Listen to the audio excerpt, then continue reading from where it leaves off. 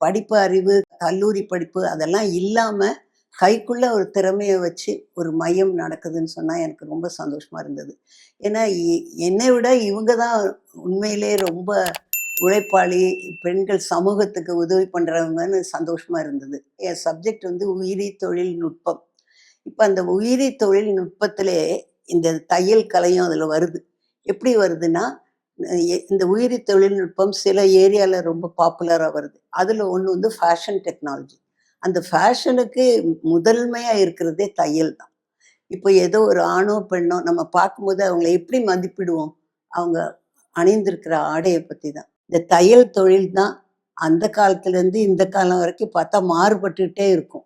உங்களுக்கு தெரியும் எப்படி பிளவுஸ்லாம் எப்படி மாறுச்சு இப்போ. திரையில எப்படி இருக்கு, நேர்ல எப்படி இருக்கு. அதனால இந்த தையல் வந்து மிக மிக முக்கியமானது வாழ்க்கையில. அப்புறம் இந்த தையல்னாலே பெண்களோட அதை இணைப்பாங்க. பெண்களுடைய தன்னம்பிக்கைக்கு ஒரு எடுத்துக்காட்டு இந்த ப்ரொஃபஷன். அதனால பெண்கள் போற்றப்படணும். அதாவது தன்னம்பிக்கை, விடாமுயற்சி, மற்றவர்களுக்கு உதவணும் குணம் அது எல்லாம் பெண்கள்ட்ட தான் இருக்குது.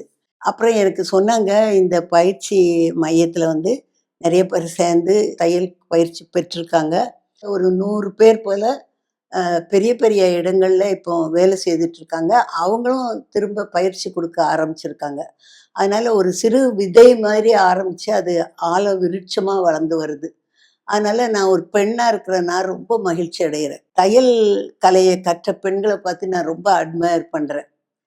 நான் எப்பவும் சொல்லுவேன், நம்ம கைக்குள்ள ஒரு திறமை இருக்கணும், ஒரு ஸ்கில் இருக்கணும். இப்போ நான் ஒரு கல்லூரியில இருக்கிறேன். அங்கேயும் நான் சொல்லியிருக்கேன், ஸ்டூடண்ட்ஸ்க்கு வந்து அம் இது கற்றுக் கொடுக்கணும் இந்த தையல் கலைய.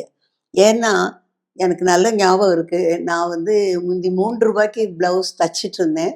இப்போ வந்து ரூ. 650. அதனால நான் வந்து பார்க்குறவங்களுக்கெல்லாம் சொல்லுவேன், "நான் ஒரு மிஷின் வாங்கி தந்துடுறேன். நீங்க வந்து ப்ளவுஸ் மட்டும் தைக்கிறதுக்கு படிங்க" அப்படின்னு சொல்லுவேன்.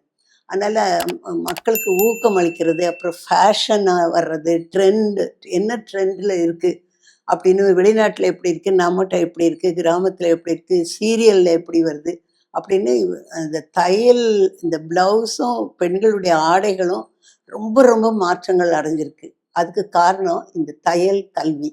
நான் அத ரொம்ப போற்றுறேன். அத நான் ரொம்ப அப்ரிஷியேட் பண்றேன்.